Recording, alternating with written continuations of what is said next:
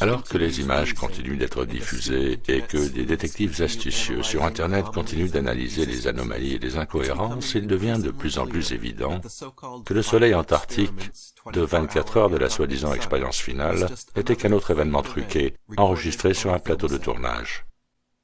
Ce que la plupart des gens ignorent, c'est que depuis quelques années, des studios LED portables, panoramiques et à 360 degrés existent et sont utilisés pour des productions hollywoodiennes comme Le Mandalorian et bien d'autres.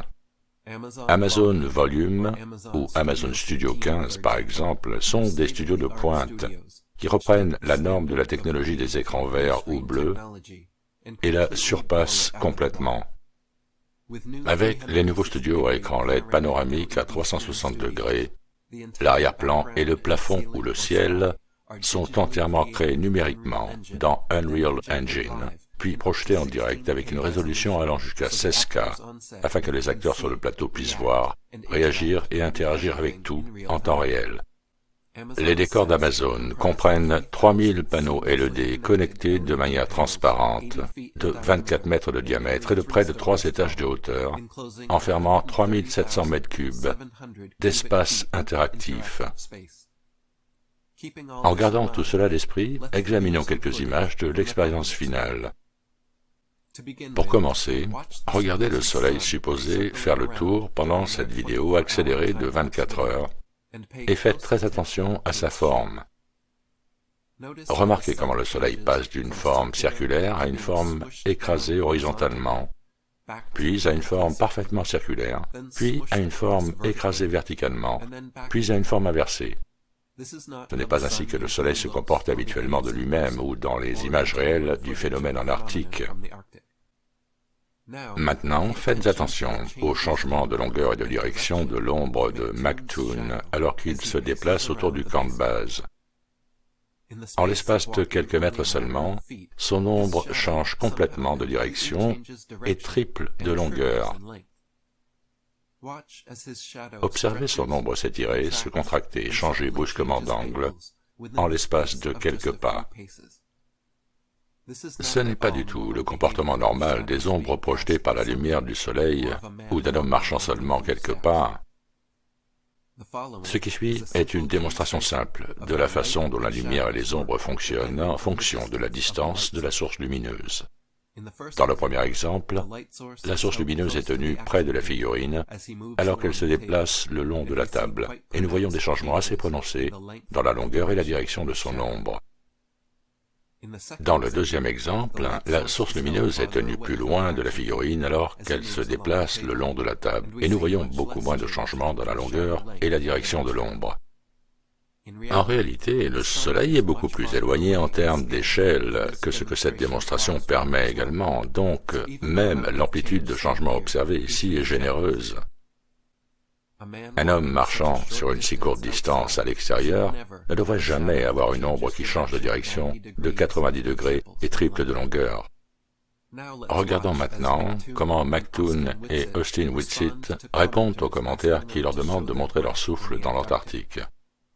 Alors qu'ils soufflent de l'air chaud par la bouche à des températures glaciales, une brume nuageuse devrait se former devant leur visage lorsque la vapeur d'eau de leur souffle se condense.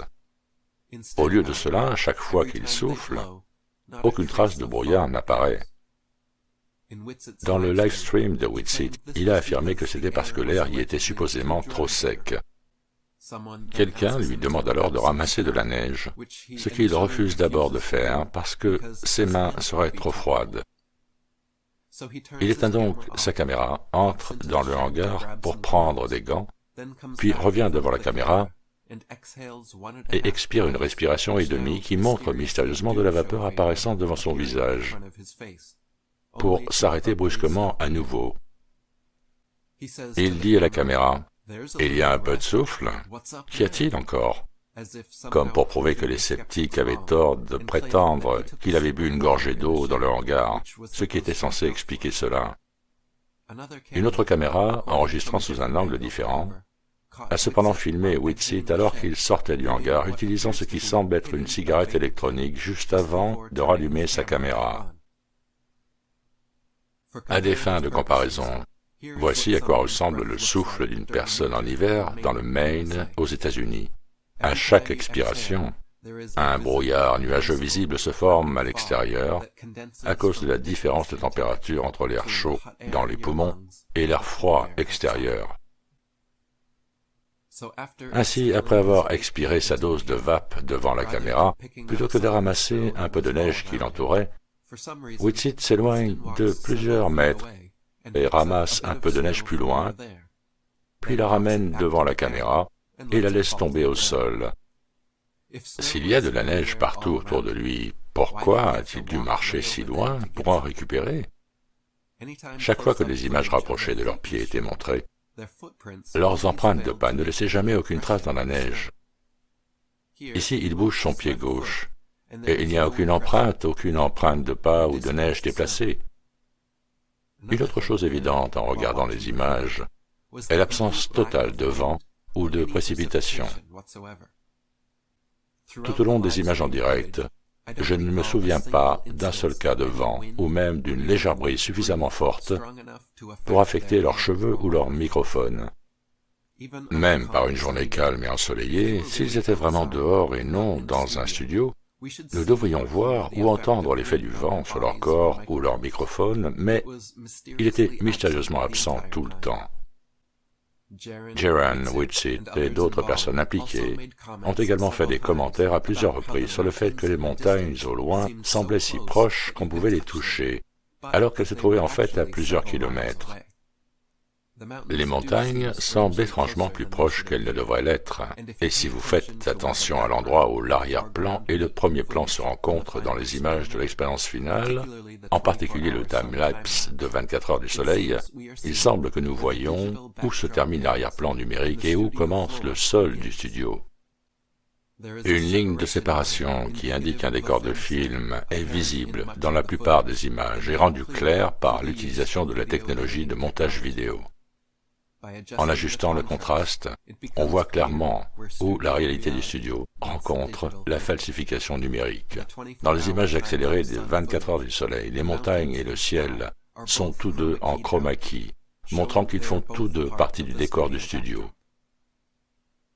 Comparez cela à d'autres images prises à Union Glacier. Lorsque la clé chromatique est appliquée, seul le ciel disparaît, laissant les vraies montagnes intactes. Cela montre que l'expérience finale est potentiellement un mélange de séquences de studio trafiquées pour simuler le soleil 24 heures sur 24 et d'autres séquences authentiques prises à Union Glacier, en Antarctique.